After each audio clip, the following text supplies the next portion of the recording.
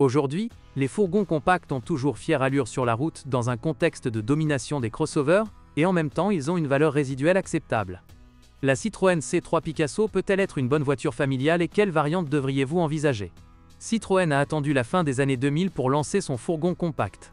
Techniquement, la voiture était une combinaison d'une ancienne plateforme et de nouveaux moteurs. Au moment de l'introduction du modèle, la plateforme PF1 avait déjà fêté son 10e anniversaire, et l'empattement de 2540 mm était le même que celui de la compacte Peugeot 207.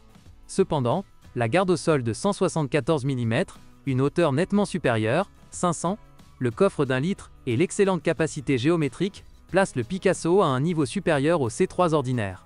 L'âge de 7 à 13 ans ne fait pas très peur pour les carrosseries de ces voitures. Habituellement, il se débrouille avec de petits défauts dans des zones typiques, les bords des arches, les bas de caisse, l'avant du capot et le cadre du pare-brise. Il existe bien sûr des inconvénients plus spécifiques. Par exemple, le capot doit être inspecté non seulement de l'extérieur, mais aussi de l'intérieur. Ici, la peinture peut également se détacher et se décoller, notamment dans la partie avant. La porte d'entrée est assez lourde et s'ouvre sur un très grand angle, c'est pourquoi elle s'affaisse souvent. Dans les premiers stades, cela peut être remarqué en secouant la porte de haut en bas. Et dans les cas avancés, la porte frotte simplement la peinture sur les seuils des ouvertures jusqu'au métal. Il y a des moulures sur la porte elle-même, sous lesquelles la corrosion peut parfois se développer. Les seuils ici ne sont pas recouverts de plastique et sont protégés uniquement par un anti-gravier standard, de sorte que le sablage expose inévitablement le métal et déclenche des processus destructeurs, en particulier dans la zone située derrière les roues avant. Eh bien, la 5e porte regarde traditionnellement dans la moulure chromée et dans la niche de la plaque d'immatriculation, donc elles, comme le capot, ont probablement déjà été repeintes.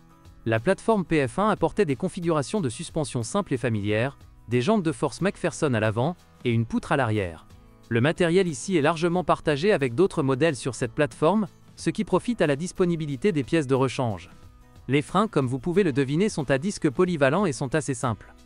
Les mécanismes sur les deux essieux sont à piston unique avec étrier flottant, le diamètre des disques avant est de 266 ou 283 mm, et des disques de 249 mm sont installés à l'arrière. Les consommables, comme dans la suspension, sont peu coûteux. Le frein à main n'est ici pas un frein à tambour, mais resserre les étriers arrière, vous devez donc vérifier son fonctionnement et l'état des câbles. La direction est un peu plus compliquée. Il utilise un amplificateur électrique avec un moteur sur rail, mais le mécanisme amplificateur n'est pas vendu séparément. Autrement dit, vous ne pouvez acheter qu'un rack standard avec un ensemble amplificateur, et les prix, même pour une unité restaurée, sont généralement élevés. La fiabilité du rail n'est pas satisfaisante, mais le coût des réparations oblige à vérifier soigneusement son fonctionnement. Mais la révision de la partie mécanique est simple et peu coûteuse, donc les cognements sont un problème bien moindre qu'une force inégale sur le volant, des secousses et des contractions. Dans les premières années, le C3 Picasso n'était proposé que sur le manche, et le robot, apparu plus tard, n'a toujours pas gagné en popularité. Par conséquent, la grande majorité des voitures sur le marché secondaire sont équipées d'une transmission manuelle BE4 à 5 vitesses totalement fiable. Vous devez surveiller le niveau d'huile et l'absence de fuite. Les joints d'huile tombent parfois en panne. Lors de l'achat, vous pouvez vous limiter à un contrôle standard du bruit sur l'ascenseur, ainsi qu'à la vérification du fonctionnement des synchroniseurs et du mécanisme de commutation en déplacement. La seule alternative à la mécanique était le robot EGS 6 à 6 vitesses. C'est une unité assez fascinante. L'entraînement par embrayage n'est pas ici simple électrique, comme sur les boîtes de vitesse robotisées bon marché, mais hydraulique, ce qui permet de commuter rapidement et efficacement. Structurellement, le système est assez fiable, mais est sensible à de nombreuses conditions.